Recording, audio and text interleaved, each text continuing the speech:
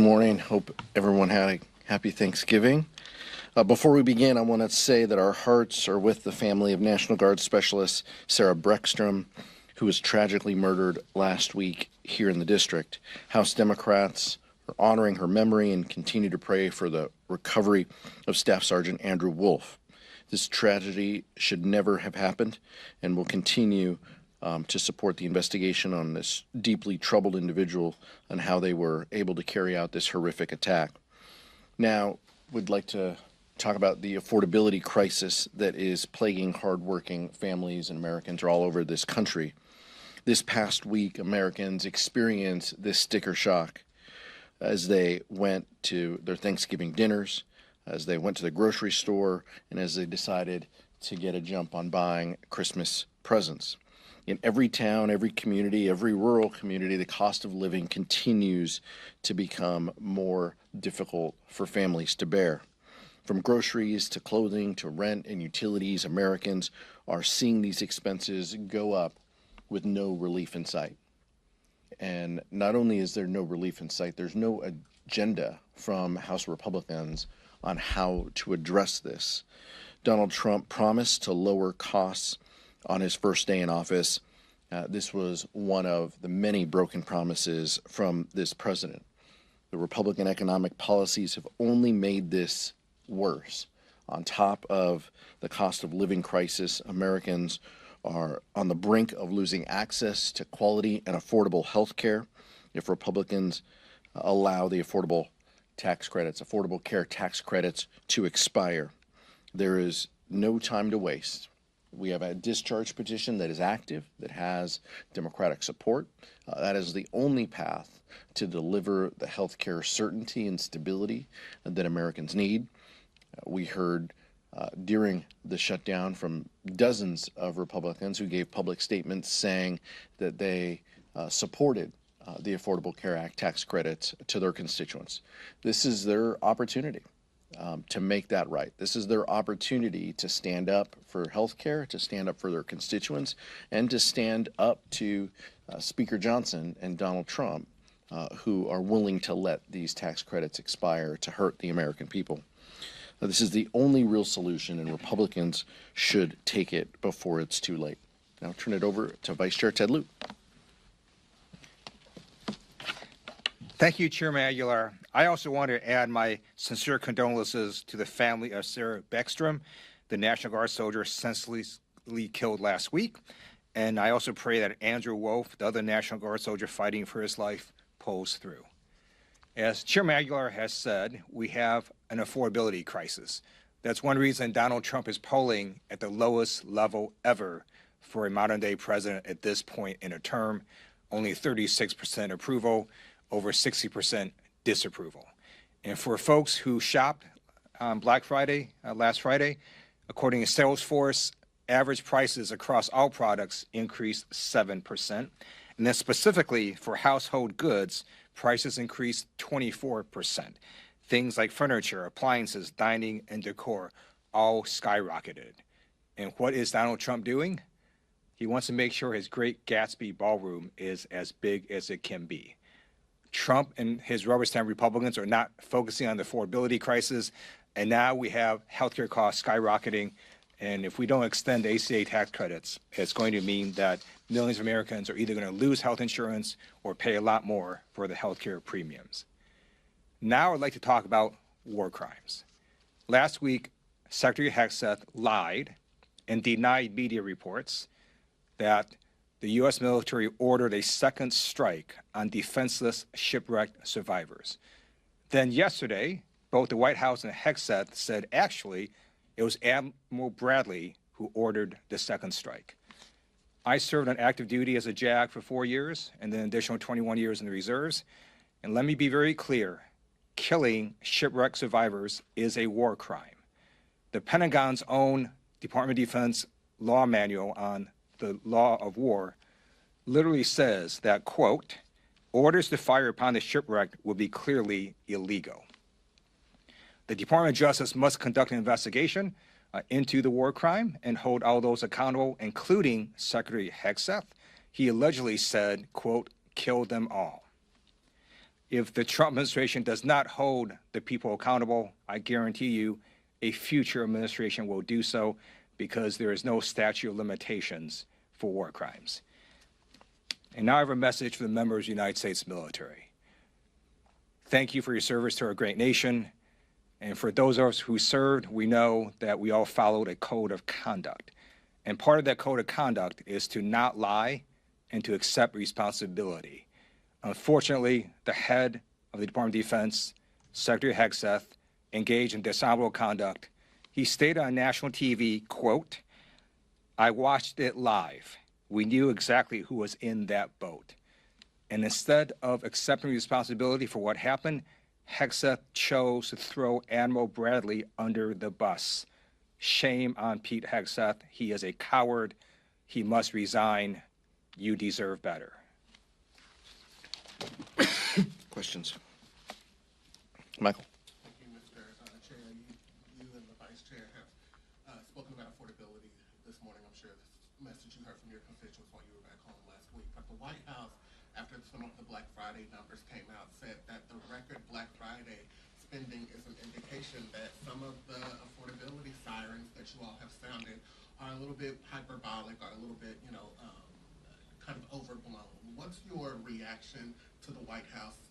Kevin Hassett was on the Sunday shows this weekend. What's your message to the White House, who's saying, look at the consumer spending numbers, look at how Americans are continuing to spend money, and that's an indicator that, again, some of what Democrats are saying, is kind of, overblown. People waiting in line to get a deal doesn't necessarily mean we have a soaring and roaring economy. It means people are looking for a deal.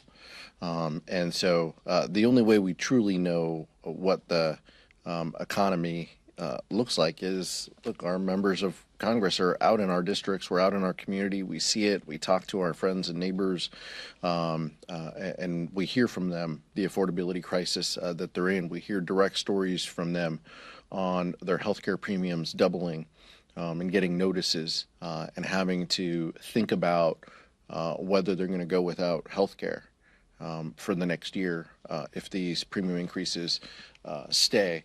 That's what we hear. So, but look, in communities all across the country, people, Black Friday is a tradition to go wait in line and to try to get a deal, to try to get ahead on the Christmas shopping. But Kevin Hassett is in the White House. Is just continuing to, perpetuate lies if they use one anecdote as a reason to call for a good economy. One of the things that they can do and that they can control, though, is they can produce real data. They can fund the Bureau of Labor Statistics. They can fund agencies that give us good data so we have an understanding of what is happening with the economy. They don't want to do that. Because they know that the tariffs that they've imposed on Americans are crushing people, and they know that those costs are thousands of dollars that people will face this holiday season as a result of Trump's reckless economic policies. I find it really funny Republicans are making that argument about Black Friday setting records. The reason it set records is because prices increased. That's why, because people are paying more and getting less. And that's why we see consumer sentiment surveys that shows that consumer sentiment has been rapidly dropping. Polls after polls show that American people know that affordability is a crisis, and they want Trump and Republicans to do something about it instead of focus on stupid things.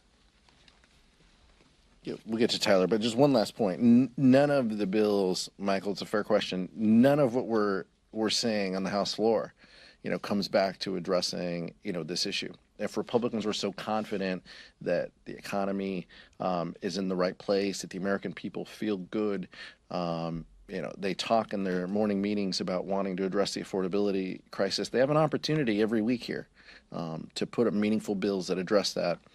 We don't have that this week.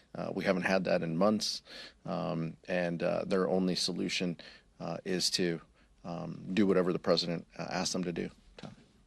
Thanks, Mr. Chairman. A question for both you, and maybe a little more for Vice Chair Lewis, as you discussed Secretary Hegseth in your opening statement. But but is impeachment for the defense secretary, is that something that should be on the table, and would you guys potentially support that right now, especially if the facts regarding this alleged follow-on strike on the shipwreck are borne out? Yeah, let's not draw the conclusion before we hear the evidence. I appreciate that both Senate majority and minority members, as well as House Armed Services members, Chairman Rogers and Ranking Member Smith, indicated that they want a full accountability to what's happening in Venezuela, especially with the strike, as the vice chair mentioned. That's where this should start. Look, Republicans are not going to impeach Pete Hegseth. We feel he should resign. The vice chair has said that multiple times from this podium. I've said he's the most unqualified Secretary of Defense that we've ever had in this country. So that's how we personally feel. But when it comes to the evidence and the accountability and the oversight, let's go through that process. But members of the military, need to tell the truth, as the vice chair said, and we need a full accounting of what happened on that day with that strike, in particular, and whether there were crimes that were committed. I agree with Chairman Aguilar that we need a full accounting to get all the facts first. But we already do know that Secretary Hegseth lied, as did Sean Parnell at the Department of Defense. He also lied. They denied the media reports last week. And then just yesterday, the White House and Hegseth himself confirmed, yeah, a second strike was ordered, and then they threw Admiral Bradley under the bus. That's what happened. Kyle Maduro with the PBS NewsHour. When it comes to the expiration of the expanded ACA subsidies, how much are you constrained by what can get 60 votes in the Senate? And are you willing to compromise at all on the Democratic discharge petition in order to get a handful of House Republicans on board that you would need to successfully move a discharge petition? Republicans have said that they want an extension, that they support the Affordable Care Act tax credits. We're giving them an opportunity to do that. That's what this discharge petition is about. As Leader Jeffries has said for months, Democrats will go anywhere and have any discussion with our Republican colleagues about addressing the Affordable Care Act tax credits or the affordability crisis. If Republicans want to have a conversation about solutions, we're all ears. What we're saying is we have a solution. We have a solution with more than 200 supporters. Work with us and let's address this. But right now, the Republican conference is in chaos. They haven't had a healthcare strategy ever. So we're not just going to sit around and wait for them to come up with 1 year, 3-year health savings account, all these things that they don't have consensus among themselves. They're in disarray and disagree with their own leadership on this. And it appears that Donald Trump might even disagree with them. Because before the holiday, he was willing to engage on this reportedly. So what we're saying is, look, we have a solution, we have a vehicle, we have an opportunity. Let's take this step, and then we can have conversations about what goes on in the Senate. I'm not a Senate expert, and so we're not pretending to be. We're trying to pass legislation out of this chamber. Open to Congressman Fitzpatrick's framework if the details are released in the next week or so? Look, we're open to solutions that deliver support for the American people. We have a viable solution with 200 supporters plus. If any member of the Republican Party has a solution with 200 supporters, we're willing to have a conversation. Maeve? Thank you. Building off of that question, would you guys consider doing a separate discharge petition on a bipartisan basis for a different, proposal like the Fitzpatrick-Suozzi one? Look, this is the vehicle that has 200 supporters. If there are people that show that they have 200 supporters on a piece of legislation, we're happy to engage and to talk. But what we're saying is this 3-year solution is the easiest, the cleanest, the most viable to move forward where we are now. We understand how to count votes. Catherine Clark is great at that. And so we're going to continue to follow the guidance of our members, but we want real solutions. We don't want talking points and working groups, so we want real solutions to the American people. The clock is ticking. The end of December is coming quickly, and people deserve relief. So that's what our proposal is focused on delivering. And leading off of that, so are you open to a 2-year to a 3-year with reforms, which is what Swazi and Fitzpatrick seem to be talking about right now, if they can show you that it can pass the Senate and get signed in the White House. What we're saying is there's 200 plus Democrats on this discharge petition. If Republicans want to work with us on this, if they want to deliver for the American people, they have a real opportunity to do it. But don't just join a working group and put a press release out to your constituents saying you're willing to engage. Sign a discharge petition, force a vote. We're willing to have conversations with anybody, anytime, anywhere on the affordability crisis and specifically these tax credits, but they have had plenty of time. They have known that these tax credits were going to expire for years, and they chose to do nothing about it, including Congressman Fitzpatrick when he supported the Big Ugly Law. And so, Republicans have known that this crisis was coming. They chose to do nothing about it. If they're truly serious about this, we have a proposal, we have a solution. Let's take that step, and then we can have conversations about what can be passed into law. But it's clear that the president is even open to this before Speaker Johnson got a hold of him. Thank you so much.